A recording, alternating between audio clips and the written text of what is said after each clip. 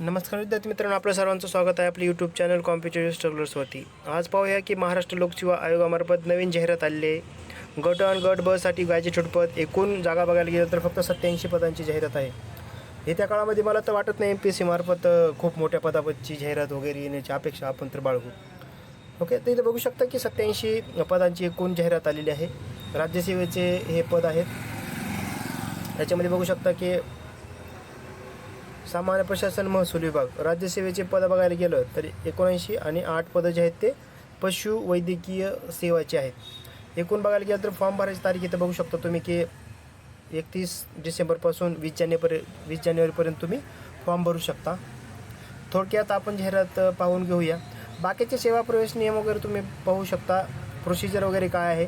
वयवाढी संदर्भात बघायला गेलं तर इथं बघू शकता की मिनिमम बघायला गेलं तर किमान तुम्ही 18 ते 19 वयाचे पाहिजे आणि अराखीवसाठी 38, मागासवर्गीय विद्यार्थी 43 वर्षापर्यंत परीक्षा देऊ शकतो. आणि हे कॅटेगरीनुसार बघू शकता की खेळाडू असतील किंवा माजी सैनिक आणि दिव्यांग विद्यार्थी हा 45 वयापर्यंत परीक्षा देऊ शकतो. शैक्षणिक अर्थ तुम्ही इथं पाहू शकता तुमच्या पदानुसार. हे एक आयोगाला थोड्या याच्यामध्ये सेवा प्रवेश नियमामध्ये देखील थोडा बदल करायला पाहिजे आणि सरकारनं पण याच्यामध्ये जरा थोडं विचारविनिमय करायला पाहिजे की बाकीचे सगळे पदं जे आहेत ते जसं की वनसेवा असेल, त्याच्यानंतर अभियांत्रिकी असेल, त्याच्यानंतर फॉरेस्ट असेल, त्याच्यानंतर बाकी कृषीचं डिपार्टमेंट असेल, त्यांच्यासाठी स्पेसिफिक परीक्षा आहे. त्यांचं मेन्स परीक्षा वेगळी आहे.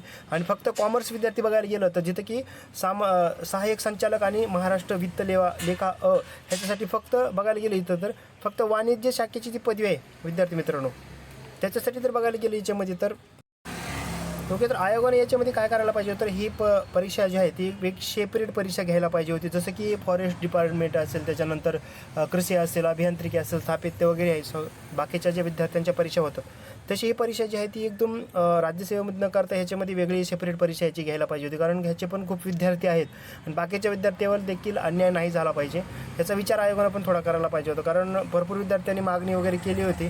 बघूया त्या काळामध्ये काय होते, सेवा प्रवेश नियम बदलले वगैरे. तर त्याच्यानंतर बाकीची इथं बघू शकता तुम्ही पदवी वगैरे काय आहे ते इथं बघू शकता. परीक्षेचे पॅटर्न वगैरे गेलं तर पूर्व परीक्षा जी आहे ती 400 मार्काची असणार आहे आणि मुख्य परीक्षा 1750 आणि इंटरव्ह्यू 275चा असणार आहे. ह्याच्यासाठी फक्त हे राज्यसेवेसाठी असणार आहे. आणि पशुवैद्यकीय बघायला गेलं तर पूर्व परीक्षा तीच असणार आहे, मुख्य परीक्षा सेपरेट आणि इंटरव्ह्यू 50 मार्क. अशा पद्धतीने परीक्षा कॉमर्स विद्यार्थ्यासाठी जी की हे वरचे पद आहेत इथं बघू शकता 400 मार्काची आणि 50 मार्काचं इंटरव्ह्यू असं ही वरचं जे पद आहे सहाय्यक संचालक आणि महाराष्ट्र वित्त व लेखा सेवा गट अ ह्याची परीक्षा अशी व्हायला पाहिजे होती. भले इथं विद्यार्थ्यांना दिलेला आहे शैक्षणिक होता कॉमर्स विद्यार्थी किंवा BCom असेल, MCom वगैरे, तर तसं आयोगानं थोडा विचार करायला पाहिजे. सरकारनं पण याच्यावर जरा विचार केला पाहिजे. कारण सध्या बघायला गेलं तर सेवा प्रवेश नियम जे आहेत ते बदलत आहे. इथं बघू शकता तुमचं डॉक्युमेंट वगैरे कुठले कुठले पाहिजेत ते. फीस बघायला गेलं तर फीसमध्ये काही स्ट्रक्चर इथं बघू शकता की 544 आणि मागासवर्गीय असतील 344. सेंटर वगैरे तुमचं निवडायचं आणि पदं वगैरे बघू शकता आपण की कुठल्या पदं किती आहेत. उपमुख्य कार्य अधिकारी बघू शकता इथं तुम्ही 13 पद आहेत एकूण. त्याच्यानंतर सहाय्यक वित्त लेखा एकूण 32 पद आहेत. त्याच्यानंतर बघायला गेलं तर सहाय्यक गट विकास अधिकारीचे 30 पद आहेत. ओपनसाठी 15 आहेत आणि मुलांसाठी ओपनसाठी 9 आहेत एकूण. तुम्ही तुमच्या कॅटेगरीनुसार पाहू शकता. उद्योग अधिकारी 4 पद आहेत.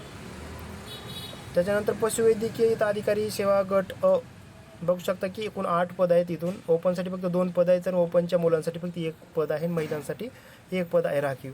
बघू शकता बाकीच्या ज्या गोष्टी आहेत जे की तुम्हाला प्रत्येक कॅटेगरीनुसार बघू शकता तुम्ही. तर थोडक्यात सांगायचं म्हटलं तर जी जाहिरात होती आजची आणि राज्यसेवेची खूप मोठ्या पदाची अपेक्षा होती आपल्याला.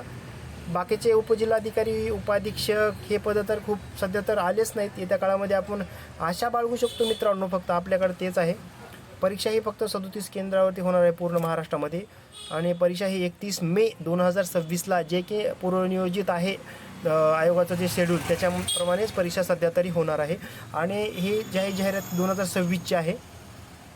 त्याच्यानंतर बघू शकता 2025चा अजून पूर्व परीक्षेचा निकालच बाकी आहे आणि आयोगानं 2026ची जाहिरात प्रकाशित केलेली आहे. याच्यावरून बघू शकता की आपली प्रोसेस किती फास्ट आणि किती फास्ट होत आहे. ओके,